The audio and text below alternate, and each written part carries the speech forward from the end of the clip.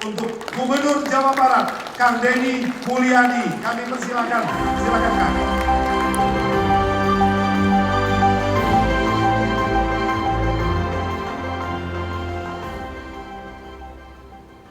Assalamualaikum warahmatullahi wabarakatuh. Sampurasun. Yang saya hormati, saya muliakan dan saya banggakan Menteri Koordinator Perekonomian Republik Indonesia. Saya ucapkan selamat datang di Kota Bandung, Provinsi Jawa Barat. Yang saya hormati, ini sahabat saya, namanya nama orang Sunda tapi orang Kalimantan Selatan kalau nggak salah, Maman Abdurrahman. Tepuk tangan ya untuk UMKM. Kemudian ini sebenarnya dulu mau jadi penasehat ahli saya, tapi keburu jadi menteri, Bapak Menteri Tenaga Kerja. Terima kasih Pak, luar biasa. Kemudian ini senior saya, orang Cirebon yang sukses di Jakarta, tetapi tidak lupa membangun di Jawa Barat, Pak Erlangga Hartarto. Pak Enggar, agak mirip-mirip namanya dengan Pak Erlangga. Saya ucapkan terima kasih. Kemudian sahabat saya dulu di Komisi 4 ternyata sudah jadi gubernur juga, Pak Gubernur Sulawesi Barat. Kemudian juga Pak Wakil Gubernur Aceh. Kemudian senior dalam dunia ketenaga kerjaan, dunia keusahaan. Kalau ngomongin UMK selalu identik dengan Pak Sofian Wanandi. Tepuk tangan. Kemudian Ketua Umum Apindo, Ketua Kadin. Semua yang hadir pada kesempatan pagi hari ini saya ucapkan selamat datang di Kota Bandung. Dan saya mohon maaf tidak menyebut satu persatu semuanya. Para bupati, wali kota saya ucapkan terima kasih. Saya lebih memposisikan diri menjadi seorang ketua RT saja di Jawa Barat ini. Karena apa? Karena bicara dunia usaha, dunia industri, dunia ketenaga kerjaan tidak bisa diselesaikan di balik meja. Tidak bisa diselesaikan hanya dengan mengeluarkan surat keputusan. Diperlukan langkah-langkah teknis yang mengkoordinasikan, mengorkestrasi seluruh kepentingan dalam dunia bisnis, dunia industri di Jawa Barat. Apa sih yang menjadi problem dalam dunia usaha di Jawa Barat ini? Walaupun Jawa Barat hari ini ranking pertama dalam investasi, 72,5 triliun hari ini, tertinggi di Indonesia. Tetapi di balik itu saya belum puas. Kenapa? Ada problem-problem fiskal, ada problem sosial, ada problem politik yang harus segera diselesaikan di Jawa Barat sehingga gubernur mengorkestrasikan seluruh kepentingan investasi dari mulai tingkat RT sampai tingkat menteri. Apa problemnya? Pertama, ketika orang investasi, betul bahwa sistem kita sudah digital, sudah OSS, tetapi seringkali mengalami keterlambatan di OSS-nya. Upload-nya lama, beban uploadnya besar, sehingga kemudian setelah itu pengusaha harus menyelesaikan pada tingkat teknis sampai pada tingkat RT RW, karena secara sosiologis dia berdiri di situ tidak bisa hanya sekedar membawa surat keputusan. Maka di situ diperlukan seorang pemimpin untuk mengorkestrasikan, memberikan pemahaman kepada lingkungan masyarakatnya bahwa kehadiran industri membawa daya dukung multiplier efek ekonomi apabila rakyatnya memiliki kesiapan. Tetapi kalau masyarakatnya di pikirannya adalah ketika ada investasi maka ada penjualan tanah, harga tanah menjadi naik, maka setelah itu pembebasan dia beli mobil, bangun rumah baru, istri baru akan menjadi problem. Kenapa akan menjadi problem? Ketika industri berdiri, multiplier efeknya dia nggak dapat, seluruh aset yang dimiliki karena penjualan tanahnya habis, akhirnya dia memperkuat diri menjadi kelompok, apakah itu ormas atau LSM. Yang padirnya dalam setiap bulan negosiasi, limbahnya kasihin ke saya, kalau enggak besok mobilnya saya cegat di jalan. Tenaga kerjanya lewat saya, kalau tidak lewat saya besok di demo. Ini problem ini terus-menerus dilakukan. Maka apa yang dilakukan oleh Pemprov Jabar ketika saya memimpin yang pertama adalah mengeluarkan surat keputusan, yaitu pembentukan Satgas Anti Premanisme, melarang perusahaan untuk mengeluarkan dana THR, melaporkan kepada gubernur apabila terjadi intimidasi pada perusahaan, dan gubernur akan datang dengan segenap pasukannya. Kenapa? Karena ekonomi Indonesia tidak akan berjalan manakala investasi tidak hadir. Itu yang pertama. Kemudian yang kedua, saya lihat tayangan-tayangan tadi, ada gambar-gambar bupati Bekasi membuat job fair, itu lagi cek berapa sih kemampuan orang rekrutmen tenaga kerja di Bekasi. Ternyata tidak koordinasi dengan saya. Saya lihat ada peristiwa di Cianjur juga sama, tidak lapor ke Dinas Tenaga Kerja. Bogor juga sama.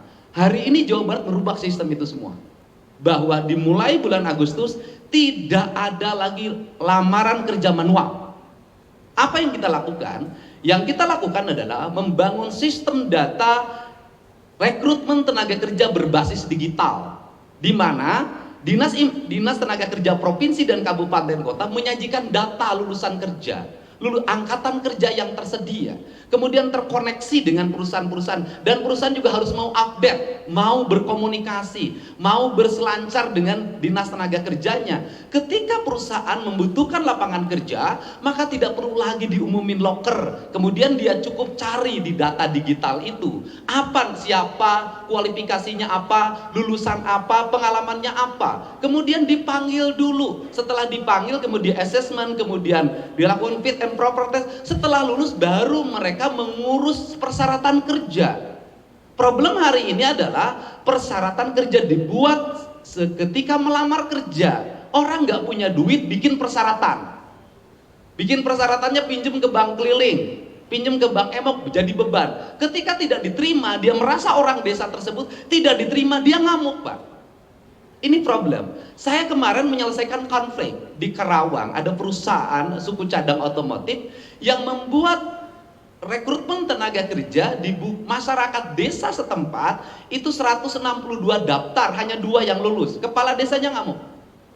Kemudian menekan perusahaan dan kebetulan manajer personalianya mengucapkan ucapan yang menyinggung dan bersifat sara. Kemudian saya undang kepala desanya, saya bicara apa problemnya. Problemnya adalah yang lamar kerja di matematika dasarnya lemah. Karena di matematika dasarnya lemah, maka waktu itu juga saya perintahkan kepala desanya buka kantor desa, siapkan kursi 100, mulai hari Senin saya kirim guru untuk ngajar matematika dasar agar nanti ketika seleksi tidak kalah matematika dasarnya. Problem pendidikan kita hari ini, Pak Menko, adalah sekolah kita lebih sibuk pada pengajaran, bukan pembelajaran. Sekolah kita kadang tidak baca apa yang menjadi kebutuhan pasar kerja. Sibuk dengan kurikulum, yang penting 1000 halaman disampaikan. Yang 1000 halaman itu muridnya stres, gurunya capek, ketika lulus seleksi di perusahaan nggak keterima. Ini problem. Nah, sudah saatnya hari ini Apindo, pemerintah Provinsi Jawa Barat dan seluruh stakeholder dalam dunia usaha di Jawa Barat, satu dunia usahanya harus terbuka. Kenapa? Banyak juga oknum HRD yang seringkali main-main dengan masyarakat sekitar, melakukan rekrutmen terima duit. Saya buka saja, ini problem. Dan mulai Agustus saya ingin menangkap dengan jajaran kepolisian ini. Kenapa? Ini memperburuk citra investasi. Ini harus dilakukan. Nah, itu yang pertama. Yang kedua, problem kita apa lagi, Pak Menko? Saya juga suka kasihan sama pengusaha ini. Kenapa? Sudah bayar pajak, dipajakin.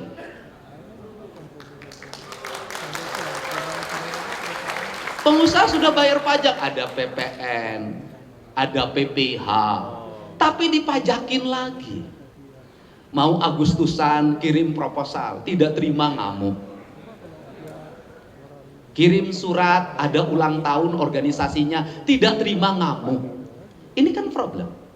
Kenapa ini terjadi? Bisa jadi harus ada upaya penyetaraan dan sistem bagi hasil dana pajak secara transparan dan terbuka. Kenapa? Perusahaan, desa di sekitar perusahaan seringkali mengalami problem, infrastrukturnya perlu baik. Sarana air bersihnya perlu baik, rakyat di sekitarnya harus meningkat ekonominya, pendidikannya harus baik. Ini kan yang terjadi. Nah, yang terjadi hari ini kan ketika ada dana bagi hasil, baik ke kabupaten maupun ke provinsi, tidak menjadi prioritas dari investasi. Dia bikin untuk kunjungan kerja duitnya. Sehingga saya hari ini larang, nggak boleh. Harus difokuskan untuk apa? Infrastruktur. Kemudian seluruh kebutuhan desa itu harus di-maintain dengan baik, tidak boleh lagi minta ke pabrik. Kenapa? Karena tidak ada itu regulasinya. Kalau perusahaannya kemudian belum ada petunjuk dari atasannya, maka yang digejek-gejek manajer HRD-nya. Nah, ini harus dibuat siklusnya, sehingga saya nanti akan ngatur di dana desa provinsi. Anda basisnya industri, maka fokus saya adalah hari ini air bersih di sekitar industri harus baik, jalan harus dipastikan harus baik, rumah rakyat miskinnya harus baik, sekolahnya harus baik, anak-anaknya harus bisa sekolah dengan baik. Kemudian setelah itu pemerintah terbuka mengumumkan kepada rakyat bahwa jalan di desa Anda dibangun berdasarkan pembayaran pajak dari perusahaan yang ada di sini. Anak-anak di sini kuliah itu dapat beasiswa dari provinsi, uangnya dari dana bagi hasil pajak pemerintah pusat dan provinsi. Air bersih dibangun berdasarkan pajak yang dibayarkan oleh perusahaan. Para bupati, para wali kota, anggota DPRD harus mengatakan bahwa Anda dapat aspirasi untuk kepentingan rakyat, bukan dari Anda, bukan dari gubernur, tapi pembayaran pajak yang dilakukan oleh perusahaan-perusahaan. Dan sekarang balik lagi, kalau tidak diomongin itu, maka rakyat nganggap ada pabrik di sini, baunya kami tiap hari, bisingnya kami dapat. Kalau ada pencemaran kami yang pertama keracunan, tapi mana kontribusinya bagi daerah? Ujungnya perusahaan ketika ditekan itu adalah kalau keracunan kanda limbah udara bagi sembako sama susu. Saya selalu menolak, nggak boleh pencemaran ditukar sama sembako sama susu, nggak ada kaitannya. Perbaiki sistem limbahnya, bukan bagi sembako.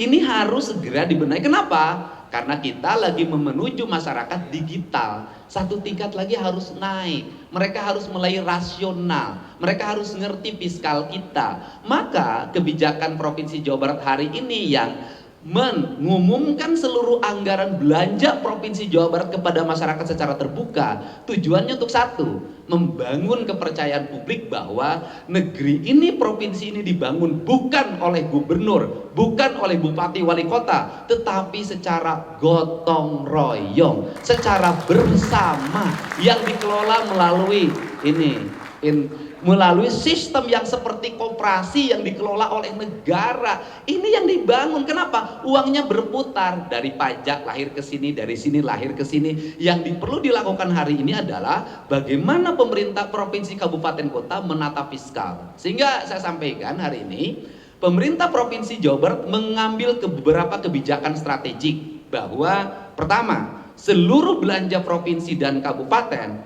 60% prioritas utama adalah infrastruktur. Infrastruktur jalan, air bersih, ketenaga listrikan, pengelolaan sampah, pengelolaan lingkungan, ini menjadi fokus kita. Dan itu sampai daerah. Sampai daerah. Untuk apa? Kalau infrastrukturnya sudah baik, maka pemerintah menjadi pelayan. Dan saya mengumumkan pada seluruh kawasan industri yang ada di Jawa Barat, apabila ada keperluan infrastruktur jalan yang diperlukan, yang itu harus dibangun, tidak mesti oleh pengembang. Pemerintah Provinsi Jawa Barat bersedia untuk membangunnya. Kenapa? Ini komitmen kami terhadap pelayanan investasi di Jawa Barat. Jadi pertama.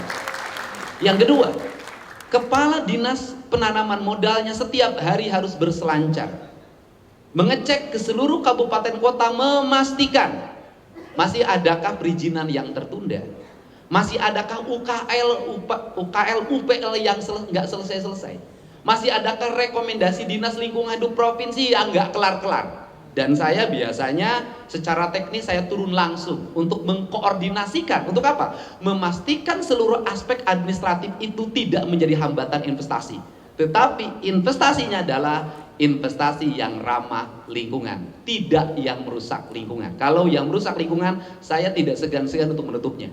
Dan ini dilakukan, dan itu bisa dilihat Pak Menko, pertumbuhan industri di Jawa Barat sekarang mulai geser ke wilayah Indramayu.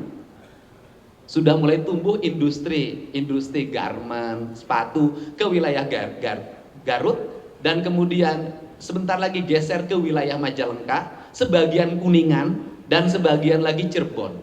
Tetapi di sini saya boleh ada usulan, karena saya mantan aktivis buruh, Pak Sofyan, Pak Ketua Pindo, menurut saya UMK harus dievaluasi. Kenapa?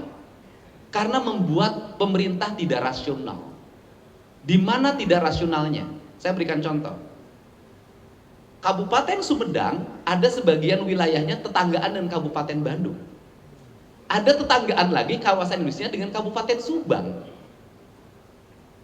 Yang di sini sekian, yang di sini sekian, tetanggaan. Purwakarta tetanggaan dengan Kerawang. Bekasi tetanggaan dengan Kerawang. Kemudian Bekasi tetanggaan dengan Bogor. Pabriknya deketan, upahnya bedanya 500.000. Ini kan harus dievaluasi. Menurut saya boleh menyampaikan gagasan, saya lebih setuju upah itu ditetapin sektoral tanpa membedakan wilayah. Tidak usah membedakan wilayah lagi, udah sektoral. Sektor kimia, energi, dan pertambangan dimanapun sekian upahnya. Sektor garmen dimanapun sekian. Sektor makanan dan minuman dimanapun sekian. Sehingga tidak lagi upah menjadi bahan komoditi politik. Kenapa? Berbahaya penetapan UMK ketika pilkada. Tidak semua gubernur punya daya tahan tekanan. Tidak semua bupati tidak punya daya tahan tekanan. Kalau daya tahan tekanannya lemah, maka dalam waktu sekejap dia bisa loncat upahnya. Ini juga harus menjadi bagi saya, upah itu bukan politik. Upah adalah kalkulasi hitungan ekonomi. Yang terakhir, tugas kita sebagai pemimpin adalah upah naik terus tidak akan memiliki dampak bagi kehidupan buruh, manakala kehidupan buruh biaya hidupnya mahal. Kalau biaya pendidikannya mahal, biaya air bersihnya mahal, biaya listriknya mahal, biaya transportasinya mahal, maka kenaikan upah tidak akan berdampak pada kesejahteraan buruh. Maka tugas kita, para bupati dan wali kota dan gubernur adalah menekan agar biaya produksi rakyat kita menurun. Bagaimana caranya kita menciptakan agar harga pangan stabil? Bagaimana kita menciptakan sesuai dengan keinginan Pak Prabowo agar rumah itu murah? Bagaimana kita menciptakan agar transportasi publik nanti ke depan itu murah? Bagaimana kita menciptakan apabila warung-warung yang UMKM itu Pak Menteri, saya akan membangun ratusan ribuan warung-warung UMKM di sekitar industri ke depan. Tujuannya untuk apa? Warungnya dibangunkan oleh pemerintah, otomatis mereka tidak usah kredit, maka mereka tinggal ngisi, maka dia bisa menjual makanan dengan murah kepada karyawan industri. Ini prinsip-prinsip dasar, dan termasuk barangkali mulai tahun ini kami akan membangun kantin-kantin yang tidak manusiawi yang tersebar di sektor industri garmen. Industri garmen itu tidak pernah nyiapin makan. Kantinnya itu sudah di depan perusahaannya pada bocor, makanannya seblak, mie ayam, bakso. Kemudian apa yang terjadi? Mohon maaf, yang terjadi karyawan perempuan itu lupa telat ganti pembalut, telat ganti celana dalam. Akhirnya apa? Angka kanker serviks pada mereka meninggi, dan ketika terkena kanker mereka berhenti ter-PHK. Ini juga problem kemanusiaan yang harus diselesaikan. Inilah prinsip-prinsip dasar yang akan kami lakukan. Semoga pertemuan ini menjadi spirit bahwa industri, dunia ketenagakerjaan, dunia bisnis, dunia kewirausahaan, Asosiasi Pengusaha Indonesia merupakan mitra terdepan karena negeri ini dibangun berdasarkan pendapatannya sektor pajak termasuk tinggi. Dan bagaimana cara agar pajak semakin baik? Caranya adalah industri harus berkesinambungan, karena dengan industri lapangan kerja tersedia. Karena pemerintah tidak cukup menyiapkan lapangan kerja menjadi tentara, menjadi polisi, menjadi ASN. Ada keterbatasan anggaran. Untuk itu saya mengucapkan terima kasih. Selamat datang di Jawa Barat. Semoga Jawa Barat tetap menjadi spirit bagi pembangunan industri di Indonesia. Saya ucapkan terima kasih. Wallahu muwaffiq ila aqwamit thoriq. Assalamualaikum warahmatullahi wabarakatuh. Sampurasun. Sampai